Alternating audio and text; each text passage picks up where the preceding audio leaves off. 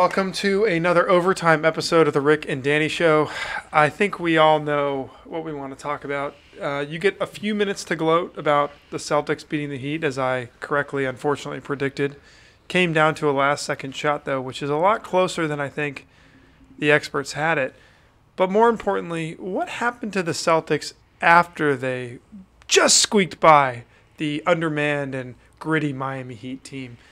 Danny, what was the next series after that? You know, Rick, I actually rewatched our episode about the Miami-Boston series, and I think you didn't give Miami enough credit in that series. No, okay. All right. You didn't. But Boston prevailed, and they were going up against a Golden State team, which had some young talent on it and some, seasoned, not so young veterans who knew how to win. And I think Brenna can tell us kind of what happened in that series and her take on, why Boston didn't prevail. I'm sorry, can you say that again? Boston did not what? Boston lost the series. Oh, that's a darn shame. Darn shame. Boston.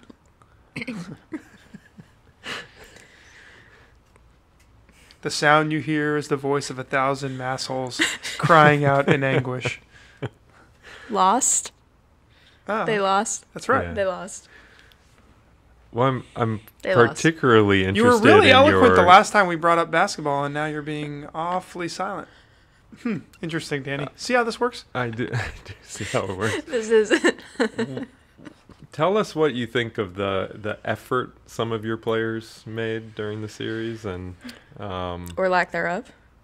some lack of effort, lack of stepping up when it counts. Yeah, I don't know if I didn't think the effort was the problem. I think they were just kind of outclassed by a more savvy team. The two ways of looking at it. Was it the defense or was it the lack of offense? And you're saying it was the right, but I don't think effort veteran was the defense. problem. I think it was just. Well, it's not, I don't think they weren't trying. there were certain people. There were certain people that should have shot more who didn't shoot. Well, there's afraid of the moment, which I think is you can definitely. So effort, afraid of the moment. Yeah, more afraid of the moment. When you think that they should, rise up to their superstar status, but Right. didn't. We can only hope this is the beginning of the downtrend of the Boston sports dynasty that's plagued our lives for the last several decades. I think we're all tired of it, frankly. There's tears forming in my eyes. And I hope that with Crying. the combination of clearly Bill Belichick losing a step, losing Tom Brady, that we've talked ad nauseum about on this show, the Celtics maybe, being a little more tantalizing product, but who knows? Seems like they just can't quite close the deal. The Bruins losing in every playoff, looking great, and then just. And the shitting Yankees out. this year just looking so much better than the Red Sox. It's just my heart goes out to. No, it doesn't. No, it doesn't at all. Actually, I'm loving every second of this. It's great. Jeff, you're a South Florida guy. Do you have any additional? Jeff's here, guys. Any comments He about? came back. The wonderful people in the Commonwealth. Wow, let's see. Where can You we have start? to say that. Oh my goodness. So, I'd still take Jason Tatum. You could throw him out with the bathwater. I think he's still pretty good. Oh, he's amazing. He's amazing. I'll take him right now. Well, I think to start the Still take series Bill that you would have Belichick to if he's take still him. on that old man. Yeah, me too. With but his puppy. This is not the point of this podcast. with his puppy doing the drafting for him. I think God, the two of them are That truly is taking the greatest moment in sports history. day two guys in the first round. Yeah, because I thought mean, it was a joke. when I think cute and cuddly, Bill Belichick's first thing that pops in my mind. Yeah. No, there's nothing. Honestly, they're great to watch cry. I mean, gosh, it really warms my heart. Well, I've Notre talked- Dame fans. I mean, I know they're That's not a good assholes, but they're right up there. We're also Yeah. Notre Dame fans. Yeah, Of course you are. I realize I'm a Of course hater. you are.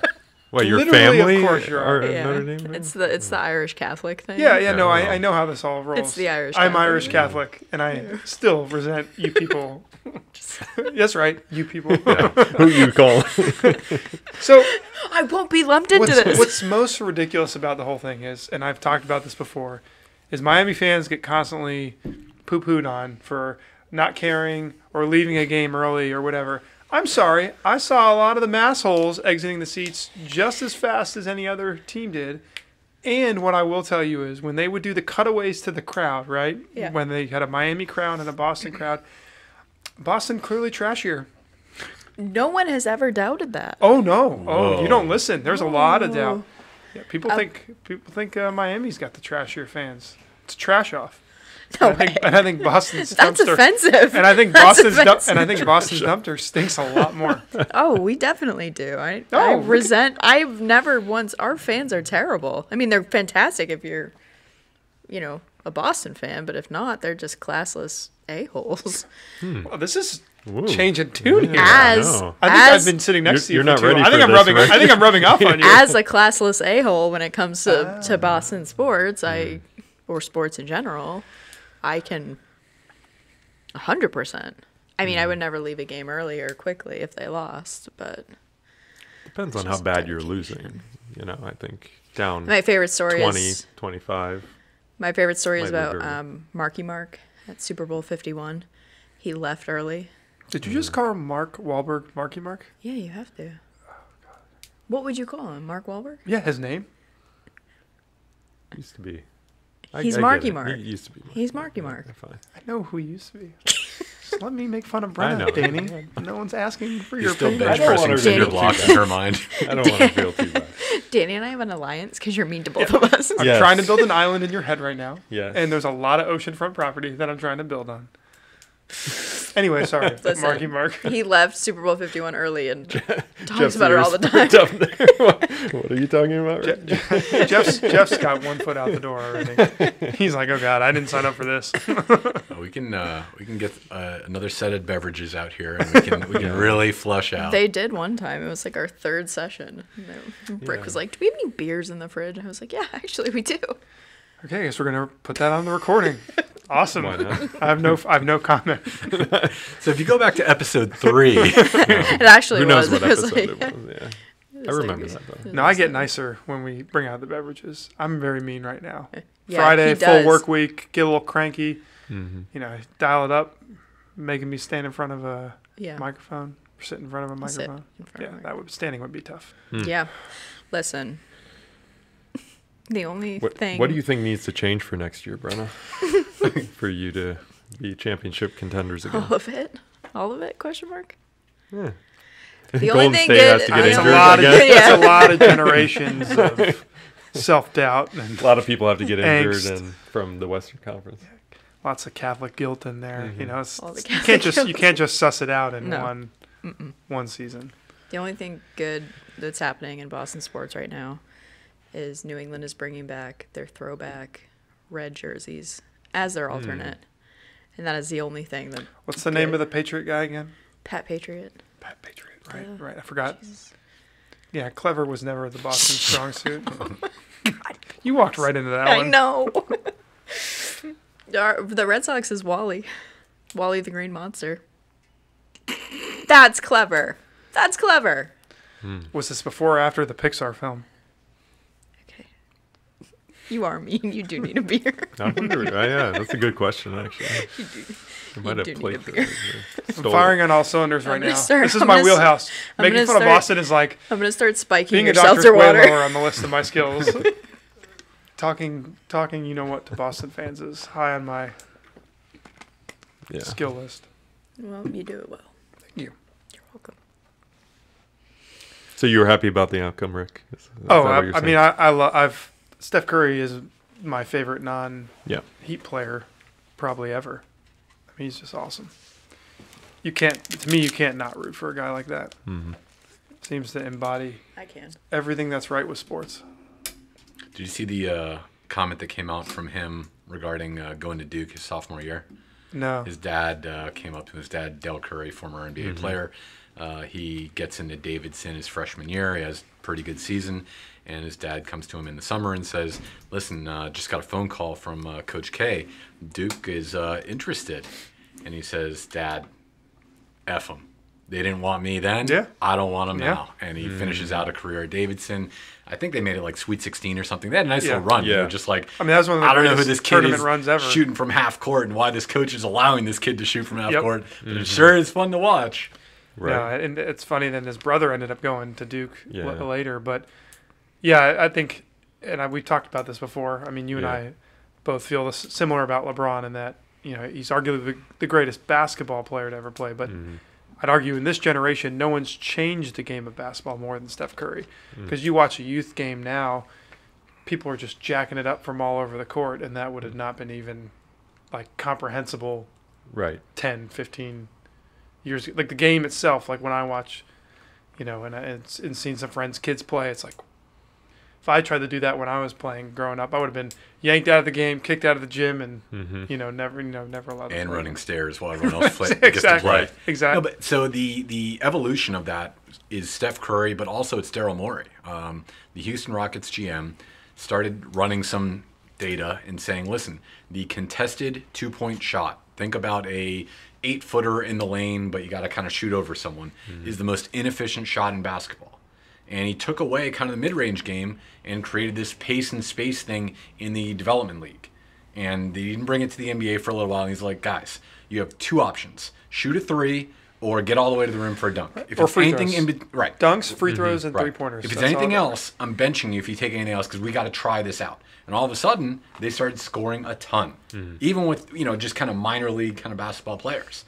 So this starts coming to the NBA, and now they call it this pace and space or whatever, where even your big guys are going to be all around the 3-point line, and it's very, very efficient.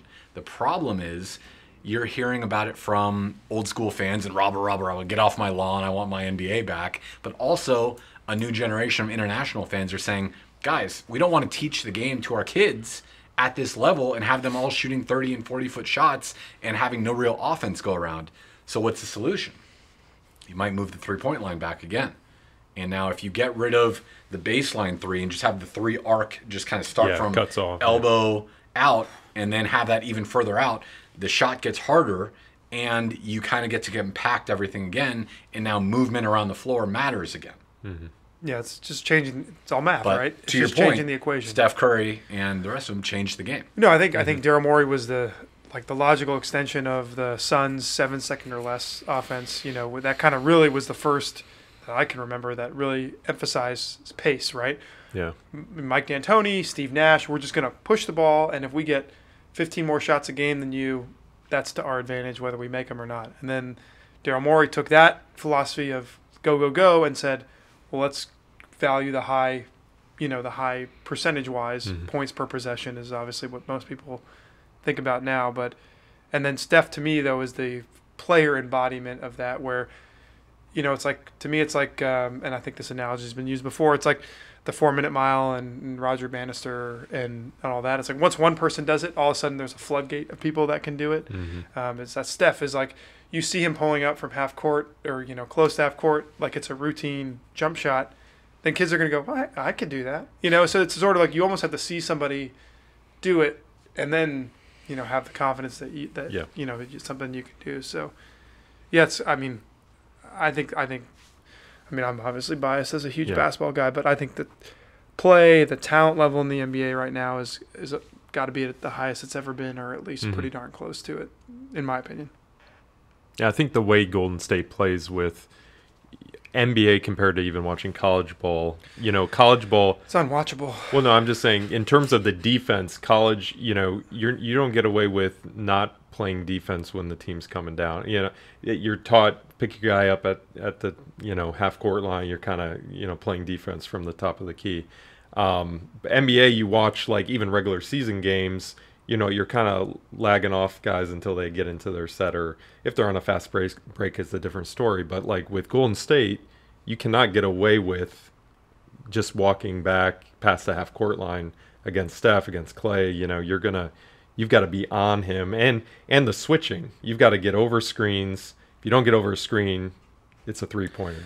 Every time. I mean, the thing is, like, when you play basketball, you realize like there's a physical component, right? Like you get tired chasing, everyone knows that. Yeah. But it's a mental component too. Like you can't take a play off. You can't, because if you lose yeah. attention for 2 seconds, it's a backdoor cut. We saw that a couple times in the finals, or an open three. And so it's like it's mentally, no one can be mentally locked in for a whole game. So I think it wore on the Celtics is what I saw. Well, because I like watching the old Cleveland clips when they played Golden State, even though they weren't very successful. But when you look at the way they played, I respect Golden you admitting State, that on the podcast. Dusting they had off one- the old VHS. one year of success, and Boobie Gibson, let's pop him in, baby. Let's go. this was after Booby. Come on. Okay. Matthew Dellavedova. But no, Kevin Love, like you and Tristan Thompson, when you look at how they play defense on these screens against Golden State, I mean, they were getting through above the screen, cutting Steph off before he could launch a three. And I didn't see it in this series. I mean, the way they were playing screens in this series was horrible. Well, they tried. They tried. There was a few games. I think they were tired a little early bit in the too, series. They definitely did not have the right defense, but they tried at the end. I think Steph's also become a much more well-rounded player finishing at the basket than he was 5 years ago. He was clearly bulked up a little bit. He did. So now when they do that jump out, he just he got to the basket with ease. Now whether that's partly the Celtics struggling or Steph getting better, who am I to say? An inferior opponent in Boston versus that mighty Cavalier team. Who would? Yeah, if Cavaliers made the playoffs, who knows? They had a nice season. I love it. I mean, they were a fun team to root for, but they had too many injuries. That's true. But at least they have a future. There's an exciting future. Mm-hmm. The draft just happened. Did? I don't even know who they picked up. I know who they picked What up, a but I fan. don't know him. I know who they picked up, but I don't know him. We got Nikola Jokic's sound-alike brother. Yeah. Ah, nice. Yeah, Nice. he's a Serbian 6'11" kid who apparently played point guard his whole life and Perfect. had a growth spurt. I'm like, sign me up for that. That guy sounds amazing. Can handle the ball. I saw and he's something that was like 6'11". his NBA comparison was like Danilo Gallinari. I'm like, I could use a little Danilo Gallinari in my life. Slow-footed, giant man who can score. Why Can't not? play defense, but Why not? I know. You don't want to talk about the series anymore. That's okay. Yeah. Till next year. Well, Danny, we're getting the wrap it up cue from Brenna for some reason. I thought we were having a great discussion, but I guess we'll leave it up to the experts. Thank you all for listening to me and my little podium where I get to make fun of people from Boston. That's every overtime episode. Yeah. Every other overtime. This one felt very extra special. extra special. Extra good. Yeah. This was a special overtime. Yeah, it was. All right, thanks, guys.